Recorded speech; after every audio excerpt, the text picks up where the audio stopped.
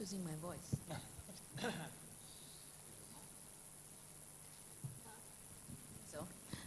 Value over volume. This is an ongoing debate in a country like Indonesia because our exports are actually very diversified from resource-based. So when you talk about resource-based, you're talking about agriculture and mining. How do you increase the value added there? And when you're talking about agriculture, you know, there's always this debate between how do you deal with the smallholder farmers versus the large plantations.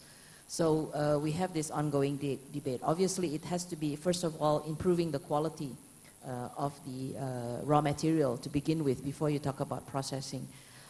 And in all areas, whether it's agriculture, industry, or other areas, you kind of ask the question as a policymaker, what's in your policy toolbox? You know, in the good old days, there used to be, you could subsidize, you could give export subsidy and all that.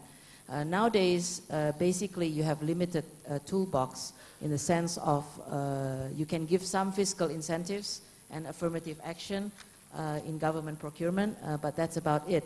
So it's more to do, we think now, how do we think more creatively to create the right kind of environment and supporting infrastructure, which is relatively across the board or targeted. I think that's really the big challenge for us. So on agriculture, we try to increase value added, provide incentive for increased processing, but then we have this big debate. Do we, you know, processing doesn't necessarily have to be in the country of production. It can be in the country of where the market is. So then, you know, how do you have this affirmative action? So I think picking winners, which used to be the old debate we used to have, we're still going through that. But I think what we need to do is more targeted policies. On manufacturing, how to go higher value added. So how do you go from, I think the word is OEM to OBM, owner equipment manufacturing, to more you being part of the higher value added part of the value chain, and eventually making your own brands. That's the big leap that I think countries like China are already beginning to go into. But that's, I think, a big area where which part of the more specialized value chain should you be going into? And I think for us, a country like us, we watched what's happening in China very closely, because the changing nature of the value chain, as China moves up in the value chain in terms of more sophisticated products, do we enter into the sectors that China is diversifying out of?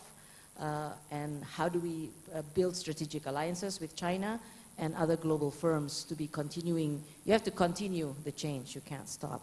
And finally, services. I think this is actually the big area of potential for many developing countries, and it's actually where SMEs and even women can really participate in.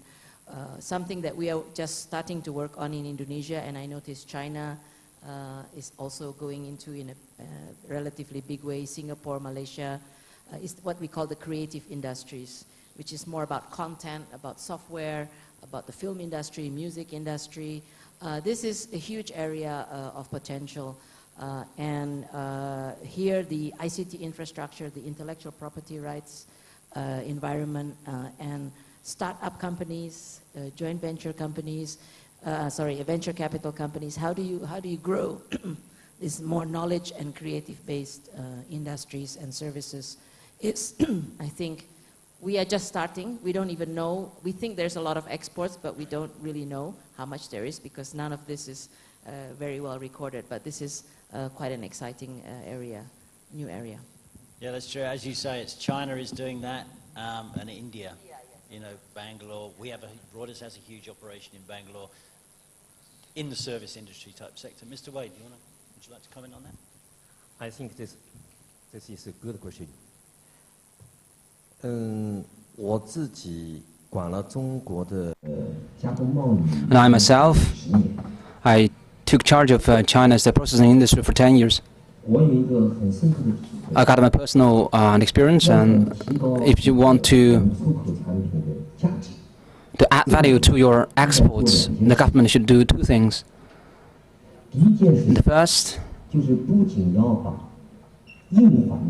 not only we have very good hardware, but just now, the minister from Indonesia mentioned infrastructure, electricity, water, necessary logistics facilities. Of course, it's very important, but more important, you should have software. For example, Shenzhen, that means a good environment. And Xiamen, because I have just attended the Xiamen Investment Trade Fair, because in the past there were only small villages. Yes, you can upgrade the infrastructure, is one thing, but more important, that means the software means the good environment. You should provide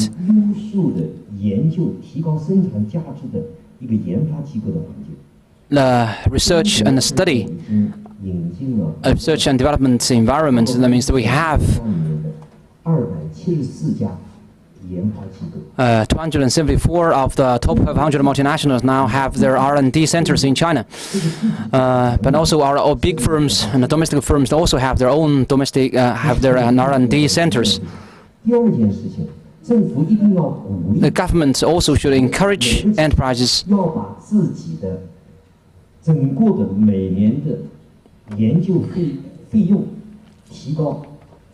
to have more input into research and development. For example, Huawei Corporation of Shenzhen in the field of telecommunications is quite famous. Each year, their inputs in research and development will account for about 8% of the total revenue, and next year it will be maybe 10%. And an average in China is only 0.8%.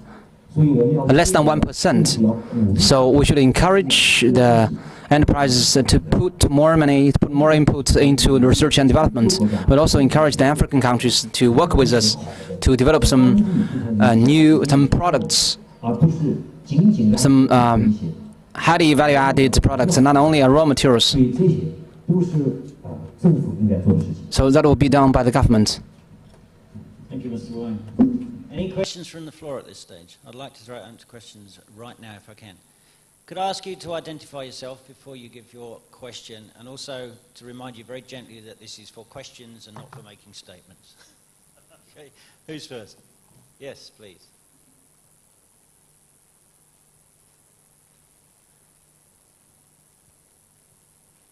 Hi, Grant Percival from Samoa. I represent a private manufacturer.